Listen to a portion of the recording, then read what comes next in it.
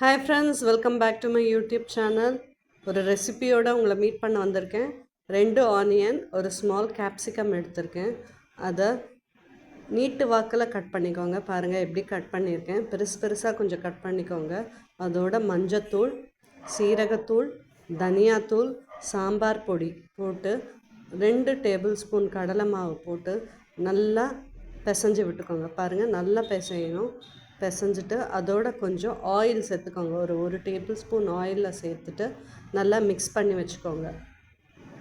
நம்ம பக்கோடாக்கெல்லாம் மிக்ஸ் பண்ணுவோம்ல, அந்த பதத்தில் மிக்ஸ் பண்ணி வச்சுக்கோங்க. பாருங்கள், மிக்ஸ் பண்ணி வச்சுட்டு ஒரு கடாயில் கொஞ்சமாக பட்டர், நான் நிறைய சேர்க்கலை, கொஞ்சமாக பட்டர், அதுக்கப்புறம் எண்ணெய், உங்களுக்கு எவ்வளோ தேவையாக இருக்கோ அவ்வளோ போட்டுக்கோங்க.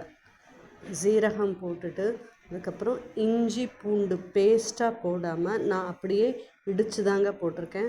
அப்போ தான் அதோட நம்ம சாப்பிடும்போது அந்த இஞ்சி பூண்டு பல்லில் கொஞ்சம் அப்படியே படும். அப்படியே போட்டுட்டு இந்த ரா ஸ்மெல் போகிற வரைக்கும் நல்லா வதக்கி விட்டுக்கோங்க. வதக்கினதுக்கப்புறம் அதை தூக்கி இந்த கடாயில் போட்டுட்டு நல்லா மிக்ஸ் பண்ணி விடுங்க. டேஸ்ட்டு வேறு லெவலில் இருக்குங்க. சப்பாத்திக்கு செம்மையான டேஸ்ட்டு. நீங்களும் ட்ரை பண்ணி பாருங்கள். அதுக்கப்புறம் வதக்கி விட்டதுக்கப்புறம் கர்டு ஒரு பெரிய ஸ்பூன் அளவுக்கு சிம்மில் வச்சுக்கோங்க. ஒரு 7 மினிட்ஸ் ஆகும் அது வேகிறதுக்கு. கர்டு கொஞ்சமாக எடுத்துக்கோங்க. நல்லா மிக்ஸ் பண்ணி கட்டி இல்லாமல் நல்லா மிக்ஸ் பண்ணிக்கோங்க. பாருங்கள், கேப்சிகம் ரொம்ப வேக வேணாம், கொஞ்சம் கறக்குன்னு இருக்கணும். பல்லில் பட்டால் தான் அது நல்லாயிருக்கும் அந்த டேஸ்ட்டு.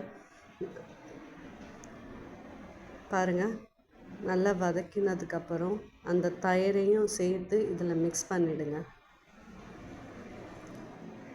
சப்பாத்திக்கு சைட் டிஷ்ஷு இதை விட டேஸ்ட்டான ஒரு டிஷ் இல்லைங்க.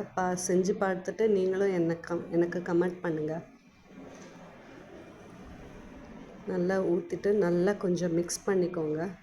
மிக்ஸ் பண்ணதுக்கான அப்புறம் ஒரு 7 மினிட்ஸ் ஆகுங்க. நல்லா அதோட எண்ணெய் பிரிஞ்சு வர்றது உங்களுக்கே தெரியும்.